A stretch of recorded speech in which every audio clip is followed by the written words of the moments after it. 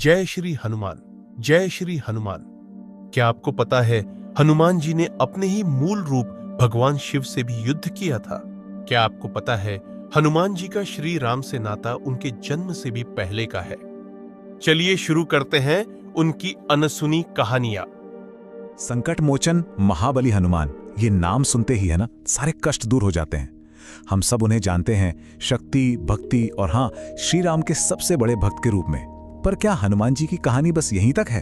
असल में कुछ ऐसी अनसुनी कथाएं हैं जो उनके एक ऐसे पहलू को सामने लाती हैं जिसके बारे में शायद बहुत कम लोग जानते हैं। तो चलिए सीधे एक सवाल पर आते हैं।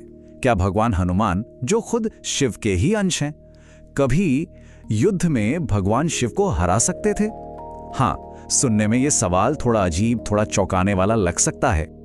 और इसका जवाब वो छिपा है उन कहानियों में जो हमें एक ऐसे हीरो से मिलवाती हैं जो हमारी सोच से कहीं ज्यादा कॉम्प्लेक्स और पावरफुल हैं। और इन कहानियों को समझने के लिए हमें थोड़ा पीछे जाना होगा, उनके जन्म से भी पहले के समय में। तो चलिए शुरू करते हैं ये सफर और मिलते हैं उस हीरो से जो इन जानी पहचानी कथाओं के पीछे छिपा है। तो कहानी की शुरुआत होती है एक अप्सरा से। नाम था उनका पुंजिकस्थला। अब हुआ ये कि एक बार उन्होंने अनजाने में ही सही ऋषि दुर्वासा की तपस्या भंग कर दी। और दुर्वासा ऋषि का क्रोध तो सब जानते ही हैं। गुस्से में आकर उन्होंने श्राप दे दिया कि उनका जन्म धरती पर एक वानरी के रूप में होगा। और यही अप्सरा पुंजिकस्थला आगे चलकर देवी अंजना के रूप में जन्मी, जिनकी शादी हुई वानरराज केसरी से। पर सबसे दिलचस्प बात पता है क्या है? हनुमान जी का कनेक्शन श्री राम से उनके जन्म से भी पहले का है। देखिए, आनंद रामायण में लिखा है कि जब राजा दशरथ ने पुत्र प्राप्ति के लिए यज्ञ किया तो उन्हें प्रसाद में एक दिव्य खीर मिली। अब हुआ ये कि माता कैकेयी के हिस्से की जो खीर थी ना, उसका एक टुकड़ा एक चील उठाकर ले गई। और वो चील जब अंजनी पर्वत के ऊपर से उड़ रही थी तो वो खीर का टुकड़ा ठीक वहीं गिरा जहां देवी अंजना तपस्या कर रही थीं। उन्होंने उसे भगवान का प्रसाद समझकर खा लिया और बस इसी डिवाइन खीर से महाबली हनुमान का जन्म हुआ। तो जन्म तो एकदम डिवाइन था, पर ये जो उनका मशहूर नाम है हनुमान, क्या वो उन्हें जन्म से मिला था? जी नहीं, ये नाम तो उन्हें देवताओं ने दिया था एक घटना के बाद। ये तो शायद हम सब ने सुना है। बचपन में हनुमान जी को लगा कि सूरज कोई पका हुआ मीठा सा फल है और बस बाल सुलभ इच्छा हुई कि इसे खाया जाए, और वो उससे निगलने के लिए सीधे आकाश की ओर उड़ चले। अब जब देवराज इंद्र ने उन्हें ऐसे स्वर्ग की ओर आते देखा तो उन्हें बहुत गुस्सा आया। लेकिन सोचिए, देवताओं के राजा का एक ही वार उन्हें उनका नाम भी दे गया और अमरता भी। पर कैसे?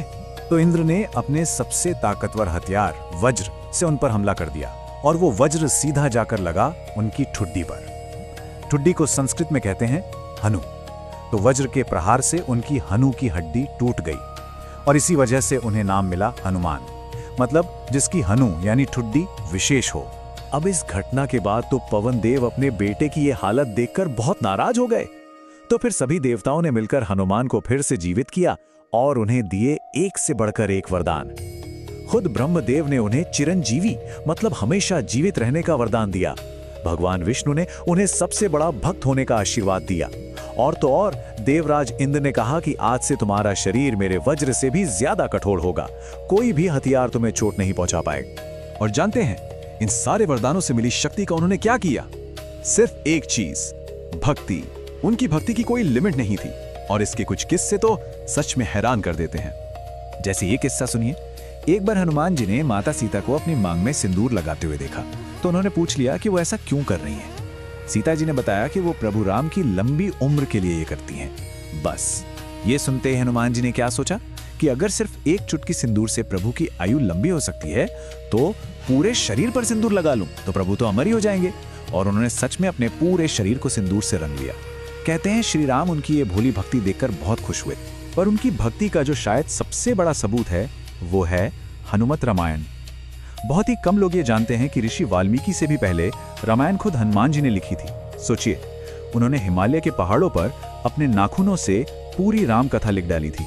और जब वाल्मीकि जी ने इसे पढ़ा तो वो बहुत दुखी हो गए। उन्हें लगा कि हनुमान की इस मास्टरपीस के सामने उनकी अपनी रामायण तो कोई पढ़ेगा ही नहीं, वो फीकी पड़ जाएगी। और जैसे ही हनुमान जी को वाल्मीकि जी के दुख का पता चला, उन्होंने एक पल, एक सेकंड भी नहीं सोचा। उन्होंने ऋषि के सम्मान में अपनी लिखी वो पूरी रामायण अपने हाथों से हमेशा के लिए मिटा दी।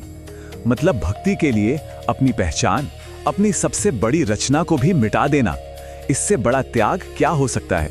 तो चलिए अब घूमकर वापस उसी पहले सवाल पर आते हैं, क्या इतनी भक्ति करने वाला कोई अपने ही आराध्य भगवान शिव से लड़ सकता है?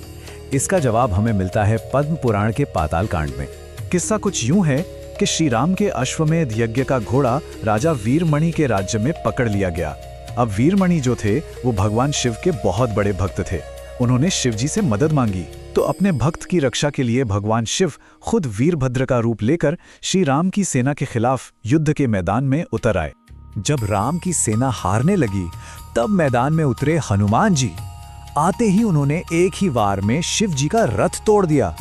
फिर जब शिव जी ने अपना त्रिशूल फेंका तो हनुमान जी ने उसे हवा में ही पकड़ लिया और उसके भी टुकड़े टुकड़े कर दिए। ये एक अनबिलीवेबल लड़ाई थी और आखिर में हनुमान जी की शक्ति खुद भगवान शिव पर भी भारी पड़ी और वो जीत गए। उनकी ताकत सिर्फ त्रेता युग के युद्ध के मैदान तक ही नहीं थी। इसके बाद द्वापर युग में भी उन्होंने एक साइलेंट गार्डियन की भूमिका निभाई थी। महाभारत के युद्ध में हनुमान जी अर्जुन के रथ पर जो झंडा था ना, उस पर बैठे थे पूरे 18 दिन। उन्होंने अर्जुन के रथ की रक्षा की। जब युद्ध खत्म हुआ तो श्री कृष्ण ने अर्जुन से कहा कि वो पहले रथ से उतरें, और जैसे ही अर्जुन नीचे उतरे और हनुमान जी उस झंडे से चले गए, वो पूरा का पूरा रथ आग की लपटों में घिर गया और जलकर राख हो गया। अर्जुन तो ये देखकर एकदम हैरान रह गए। तब श्री कृष्ण ने ये राज खोला। उन्होंने समझाया, पार्थ, ये हनुमान ही थे जो इतने समय से तुम्हारी और तुम्हारे रथ की सारे के सारे दिव्यास्त्रों से रक्षा कर रहे थे। तो देखिए, एक पहले से तय जन्म, एक लड़ाई से मिला नाम, ईगो से कोसों दूर भक्ति, देवताओं को भी चुनौती देने वाली ताकत और एक हमेशा साथ रहने वाला साइलेंट प्रोटेक्टर, ये सब मिलकर हनुमान जी की एक पूरी तस्वीर बनाते हैं। और मान्यता तो यही है कि हनुमान जी चिरंजीवी हैं, मतलब वो आज भी इस धरती पर मौजूद हैं। कहते हैं कि जहां जहां राम कथा होती है वो किसी न किसी रूप में वहां जरूर मौजूद रहते हैं। तो फिर कहानी चाहे एक बेटे की हो, एक भक्त की हो, एक योद्धा की हो या फिर एक रक्षक की, ये सारी कहानियां मिलकर एक ही असाधारण पर्सनालिटी का एक महासागर बनाती हैं। ये सब हमें यही दिखाता है कि हनुमान सिर्फ एक कैरेक्टर नहीं बल्कि एक प्रिंसिपल है, एक सिद्धांत। तो एक सवाल के साथ आज की बात खत्म करते हैं, क्या ताकत का असली मतलब खुद ताकतवर होना है या फिर वो निस्वार्थ मकसद है जिसके लिए उस ताकत का इस्तेमाल किया जाए?